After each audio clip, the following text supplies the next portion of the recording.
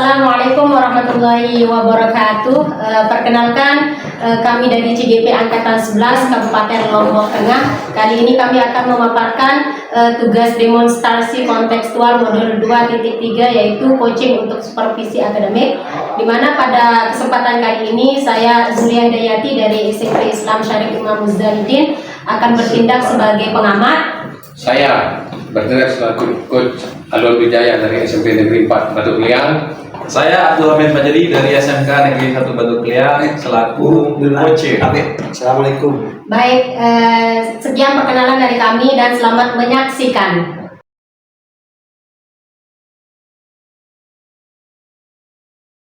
Assalamualaikum, selamat siang Bapak Alwan. Waalaikumsalam, selamat siang juga Ibu Zulia. Ya, baik nih Bapak nih, hari ini saya ada observasi sedikit ini Pak tentang bagaimana Bapak nanti melaksanakan coaching terhadap kucingnya Pak nih. Namun sebelum melakukan proses coaching itu bisa saya tanya-tanya sedikit Pak? Oh, silakan Ibu.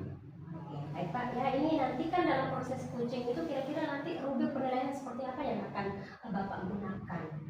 Ya, jadi untuk penilaian itu nanti saya akan coba pakai rubrik alur tirta. Oke, baik. Berarti pakai rubrik alur tirta ya Pak ya. Iya. Nah, kemudian Pak ini nanti kan dalam proses coaching itu nanti ada beberapa kompetensi. Kira-kira dari kompetensi coaching itu mana yang ingin Bapak kembangkan? Iya. Jadi untuk masalah dengan kunci, saya akan coba kembangkan yang pertama yaitu mendengarkan dengan aktif, ya, kemudian identifikasi masalah. Oke, baik. Berarti kompetensi yang ingin Bapak kembangkan adalah mendengarkan dengan aktif dan identifikasi masalah. Iya. Pak ya. Iya. Nah, ini Pak satu lagi nih yang ingin saya tanyakan. Ini indikator ketercapaian dari tujuan pengembangan yang ingin dikembangkan pada saat proses coaching itu Pak, kira-kira apa Pak? Saya pakai nanti Ibu adalah alur tirta. Yang pertama ada tujuan, kemudian identifikasi masalah, kemudian rencana aksi, dan yang terakhir adalah tanggung jawab. Oke, baik, berarti keempat dari alur tirta itu nanti Bapak akan coba kembangkan ya. Iya. Baik Pak, selamat berkucing ya Pak ya. Ya. Terima kasih Bu waktunya untuk hari ini. Baik. Selamat siang Pak Abdul Hamid Majedi. Bagaimana kabarnya Bapak hari ini? Selamat siang juga Bapak Alwan. Alhamdulillah kabar saya hari siang ini sangat-sangat baik sekali dan saya merasa saya sangat bersemangat siang ini Bapak Alwan. Ya, jadi alhamdulillah kita sama-sama sehat ya Pak Abdul Hamid ya. Ya, sama-sama sehat. Jadi begini Pak Abdul Hamid, saya dengar-dengar di sekolah Bapak ada masalah tentang kebiasaan membolos anak-anak. Ya, memang benar sekali Bapak. Iya. Akhir-akhir ini anak-anak kita itu sering sekali bolos, terutama di pelajaran saya. Akan tetapi bukan hanya di pelajaran saya saja Bapak. Hampir di semua mata pelajaran Bapak Ibu guru yang lain itu anak-anak itu sering sekali bolos. Mereka tidak masuk tanpa pemberitahuan dan ada juga yang sering terlambat. Jadi seperti itu permasalahan di sekolah kita, Bapak. Ya, jadi itu memang perlu perhatian yang cukup tinggi Pak Abdul Hamid. Nah, jadi kira-kira menurut Bapak Abdul Hamid sendiri, masalah utama anak-anak itu membolos kan kita apa saja Pak? Masalah utama. Sebentar, dulu kan. Iya, itu memang akan menjadi perhatian yang sangat penting bagi diri kita, apalagi di sebuah lembaga atau sekolah Pak.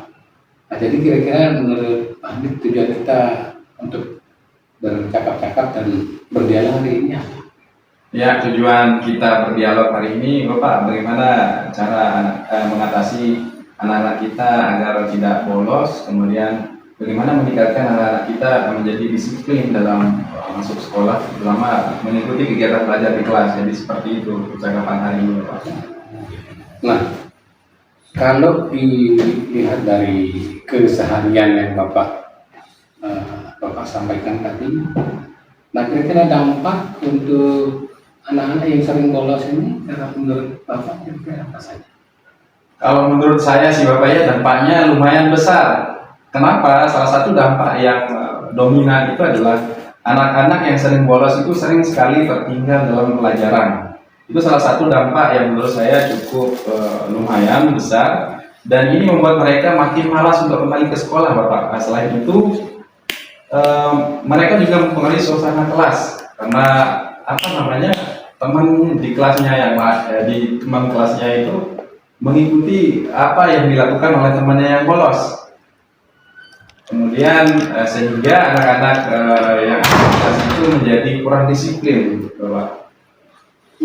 Ya jadi begitu ya Pak ya. Dampak bolos itu akan masih berdampak pada lingkungan sekolah, kemudian nanti akan mempengaruhi teman-temannya ya, menurut Bapak tadi ya. Nah jadi kira-kira kalau menurut Bapak lagi nih, penyebab utama dari bolos itu kira-kira apa?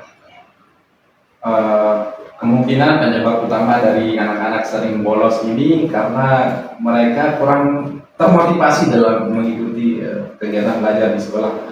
Bisa jadi guru kurang memberikan perhatian kepada anak-anak, kurang juga memberikan motivasi kepada anak, dan juga peran orang tua itu sangat penting sekali terhadap tumbuh kembangnya anak dalam meningkatkan motivasinya. Bisa jadi peran orang tua juga jarang memberikan motivasi terhadap anak-anaknya, sehingga anak-anak ini juga ketika dia bolos dia akan merasa pelajaran sulit gitu atau membosankan. Bisa jadi media yang diajarkan oleh gurunya itu tidak terlalu menarik, sehingga anak-anak bosan dalam mengikuti kegiatan, sehingga dia melakukan bolos sekolah. Jadi itu salah satu alasan anak yang bolos itu. Atau mungkin Bapak ini ada masalah rumah. Biasanya sering kita temui di rumah itu anak-anak sering bermasalah, makanya dia menghadapi situasi yang bolos ini. Nah, sebagian lagi mungkin terpengaruh oleh teman-temannya juga yang bolos, sehingga anak-anak yang bolos itu mengajak teman-temannya lain, sehingga teman-temannya ikut juga bolos. Jadi seperti itu beberapa alasan anak-anak yang bolos ini. Nah ini pengamatan yang amat luar biasa ini dari Bapak Hamid ini. Ya jadi yang bisa saya tangkap tadi ada motivasi belajar, kemudian ada pengaruh dari keluarga, kemudian ada pengaruh dari teman-teman yang suka membolos. Nah, untuk kedepannya apa yang kira-kira Bapak bisa bayangkan? Nah, kalau bayangan saya ke depan, ketika anak-anak ini rajin, disiplin, dan tidak bolos dalam mengikuti kegiatan belajar, pasti mereka akan mengejar salah satu ketertinggalan dalam pelajaran. Mereka juga bisa lebih disiplin lagi, dan saya yakin anak-anak ini memiliki prestasi yang hebat nanti di masa depan, dan mungkin lebih semangat lagi dalam belajar ya Bapak. Saya yakin prestasi mereka akan baik nanti di masa depan. Mereka akan merasa lebih percaya diri juga nanti, karena anak-anak yang bolos ini tidak mungkin dia bolos tanpa ada alasannya seperti itu. Dampaknya positif sekali Bapak Hamid ya. Jadi sudah kelihatan dari sana Bapak sudah menilai dan bisa memilah-milah ya. Baik Pak Abdul Hamid, jadi sekarang rencana apa yang kira-kira Bapak akan melakukan dalam waktu dekat? Nah, terkait rencana yang akan saya lakukan nanti Bapak, mungkin saya akan mencoba melakukan pendekatan secara personal terhadap anak-anak yang bolos ini, dengan cara melakukan kegiatan home visit, nanti kunjungan ke rumah mereka. Kemudian nanti saya akan coba menanyakan alasannya kenapa bolos. Jadi seperti itu. Nanti saya akan coba melakukan pendekatan secara personal, mencoba memahami alasan mereka, apa alasan mereka kenapa dia tidak masuk. Dan juga nanti saya akan membuat kegiatan yang lebih menarik lagi Bapak di kegiatan pembelajaran di sekolah, agar mereka itu semangat dan termotivasi dalam kegiatan belajarnya, sehingga nanti kedepannya saya berharap mereka tidak akan bolos lagi, dan kedisiplinnya lebih meningkat lagi. Dan saya akan memperketat absensi, itu salah satu yang akan saya lakukan nanti, serta saya akan berkomunikasi dengan orang tua yang bolos ini. Jadi seperti itu langkah yang bagus sekali ya Pak Abdul Hamid ya. Jadi dalam waktu dekat ini yang apa yang pertama yang akan Bapak kira-kira coba lakukan atau terapkan dari sekian banyak ide yang tadi Bapak sampaikan? Mungkin dari beberapa ide yang saya utarakan tadi Bapak ya, saya akan mencoba melakukan pendekatan secara personal terlebih dahulu. Baru saya akan melakukan kegiatan-kegiatan yang selanjutnya seperti yang sudah saya sampaikan tadi. Jadi yang paling penting itu adalah pendekatan personal terhadap anak-anak. Saya akan memulainya dengan percakapan santai, nanti biar anak-anak rileks dan tidak tegang, seperti itu ya. Kemudian nanti saya juga akan menanyakan kenapa mereka sering bolos, alasannya apa. Itu ya yang paling penting, dan menawarkan bantuan kalau mereka merasa kesulitan secara ekonomi misalnya. Nanti saya akan coba berkomunikasi dengan kepala sekolah atau warga sekolah. Ketika anak ini kesulitan dalam hal ekonomi, nanti saya akan sampaikan, mudah-mudahan ada bantuan dari pihak sekolah. Jadi seperti itu. Luar biasa bagus Pak Abdul Hamid. Ya, jadi kira-kira dalam hal ini Pak Abdul Hamid, siapa kira-kira yang akan Bapak libatkan nanti dalam sistem ide atau mengembangkan ide Bapak?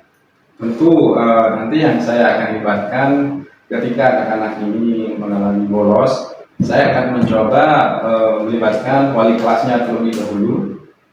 Wali kelasnya karena beliau lebih tahu ya apa keadaan siswanya seperti apa. Kemudian nanti saya akan melibatkan juga guru BK. Nanti guru BK ini yang mengatur pertemuan dengan siswa dan juga orang tua, wali, murid kalau perlu. Jadi seperti itu. Jadi itu saja yang saya akan libatkan. Luar biasa. Kedengarannya memang sangat terorganisir untuk ide Bapak ini. Nah, kira-kira dalam waktu kapan Bapak akan coba terapkan ide dalam waktu dekat ini, Pak? Kalau bisa besok pagi saya akan coba Besok pagi.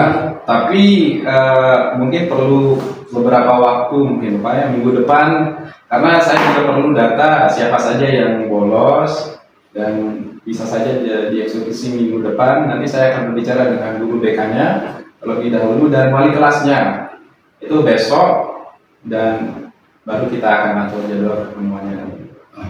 Luar biasa bagusnya Pak Abdul Hamid ya. Jadi gini Pak Abdul Hamid ya, ini bukan kita mengharapkan, tetapi untuk wanti-wanti dulu kita harus punya sebuah strategi. Kira-kira jika nanti di penerapan Bapak itu ada siswa yang tidak mau berbicara, Pak. Kira-kira cara untuk mengatasi ini bagaimana menurut Bapak? Nah, ketika siswa menolak untuk berbicara Bapak ya, mungkin saya akan coba pendekatan yang lain atau alternatif lain dari pendekatan personal tadi. Nanti bisa saja nanti saya akan mencari tahu dari temannya. Misalkan secara personal tidak mempan ya, saya tanyakan dari temannya kenapa temannya bolos, atau menanyakan hal-hal lain tentang alasan mereka bolos. Atau mungkin nanti saya akan coba membuat kegiatan kelompok kecil di kelas atau di laboratorium yang nanti saya akan coba melibatkan siswa-siswa yang bolos ini secara aktif dan biar hubungan kita lebih baik lagi di saat pembelajaran. Jadi seperti itu. Salah satu alternatif lainnya yang mencoba bertanya dengan ke temannya. Itu dia salah satu cadangan atau alternatif yang sangat luar biasa. Jadi perlu kita ingat Pak Hamid, semua membutuhkan waktu ya Pak Hamid ya. Jadi semua rencana itu akan membutuhkan waktu dan pasti ada tantangannya. Tapi jangan lupa Pak Hamid, jika Bapak berhasil dalam hal ini, jangan lupa untuk berbagi ya Pak Hamid ya. Semoga sukses Pak Hamid. Siap, terima kasih. Dan saya juga berharap dukungan Bapak dan semua warga sekolah agar mendukung kegiatan ini, biar tujuan kita satu, yaitu mendisiplinkan anak-anak agar anak-anak termotivasi dalam kegiatan belajar ini Bapak. Jadi terima kasih telah mendengarkan. Sama-sama ya. Sama-sama. Oke. Terima kasih Pak. Saya pamit dulu ya. Silakan. Assalamualaikum warahmatullahi wabarakatuh. Waalaikumsalam warahmatullahi wabarakatuh.